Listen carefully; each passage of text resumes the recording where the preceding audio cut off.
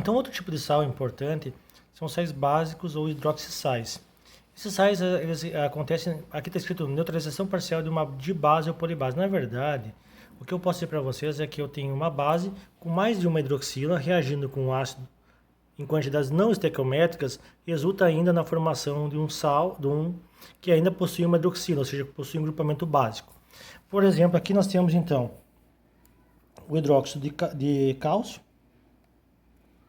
duas hidroxilas interagindo com um cátion 2+, ou uma base retira um próton do ácido nítrico, sobrando então o nitrato, uma hidroxila, que vão de contrainho do cálcio, mais água. Então aqui formou água,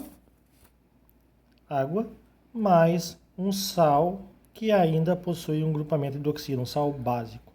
Então a reação entre uma base de base, ou tribase ou polibase, ou seja, possui mais de uma hidroxila, reagindo com um ácido em quantidades não estequiométricas, leva à formação então de um sal básico.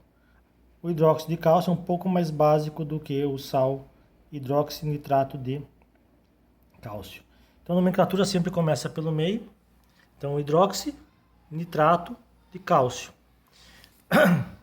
Então outro exemplo que eu posso colocar é que esse tipo de situação também acontece com metais de transição que possuem mais de um estado de oxidação. Por exemplo, o chumbo. Existe o chumbo mais 2 e o chumbo mais 4. Então nesse caso aqui eu tenho que levar em conta a nomenclatura, o estágio de oxidação do metal. Então aqui é o trihidroxicloreto de chumbo 4. Por que eu sei que é 4? Cloreto é -1, hidróxido é -1. Então 3 vezes -1, menos 3.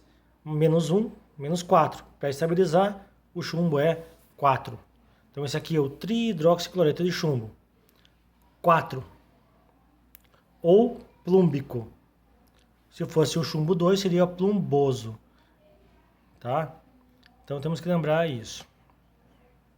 Nomes poucos utilizados seria cloreto tribásico de chumbo 4.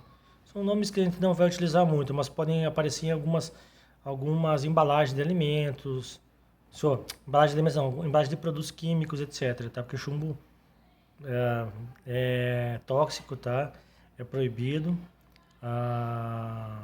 ser utilizado em alimentos. É extremamente tóxico, tá? Então, desculpe eu falar em alimentos, mas algumas embalagens de alguns produtos, tá? Ele deve ser evitado, que é um alimento totalmente nocivo, um metal tóxico, tá?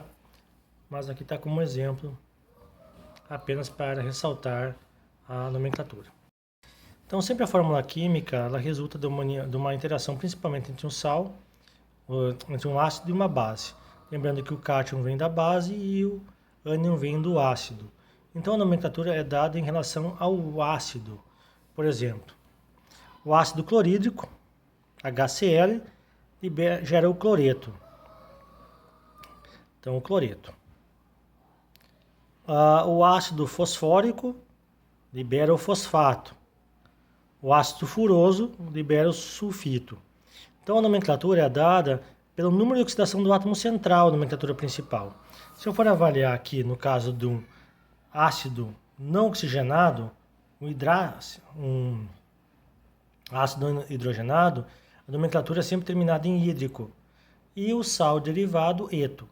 Já um ácido oxigenado, ele pode ser um ácido no qual eu tenha a possibilidade de formação de mais de um ácido, com, por exemplo, esse é o ácido sulfúrico e o ácido sulfuroso. No caso, nós temos que levar em conta o número de oxidação do átomo central. Eu vou mostrar para vocês agora isto. Então, se o número do átomo central é mais 1, por exemplo, o ácido hipocloroso, HClO, menos 2 é o oxigênio, mais 1 é o próton, cloreto mais 1. Então, o cloro é mais 1. No caso aqui, o nome do ácido é ácido hipocloroso. Então, aqui é o hipo, o ClO menos, é o hipoclorito.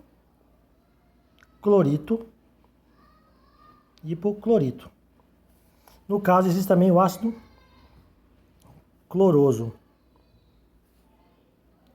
E essa aqui seria o derivado dele, o clorito. Número de oxidação do átomo central, menos 2 vezes 2, menos 4, mais 1, mais 3. Então, se o átomo central é mais 2, mais 3 ou mais 4, a nomenclatura é clorito. Existe também o ácido clórico.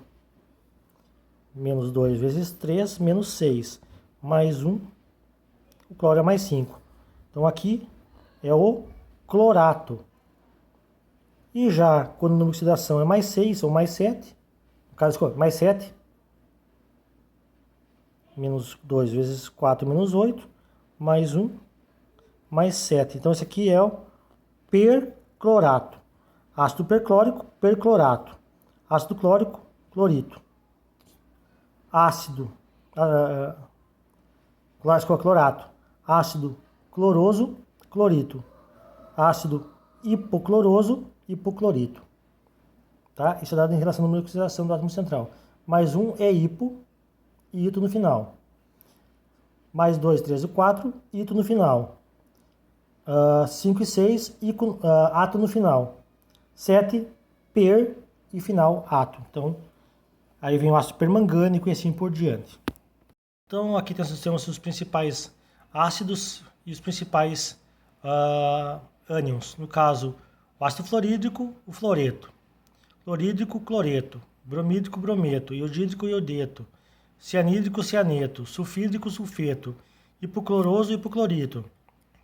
Cloroso, clorito. Clórico, clorato. Perclórico, perclorato. Sulfito, sulfato, nitrato. Hipofosfito, fosfito, fosfato.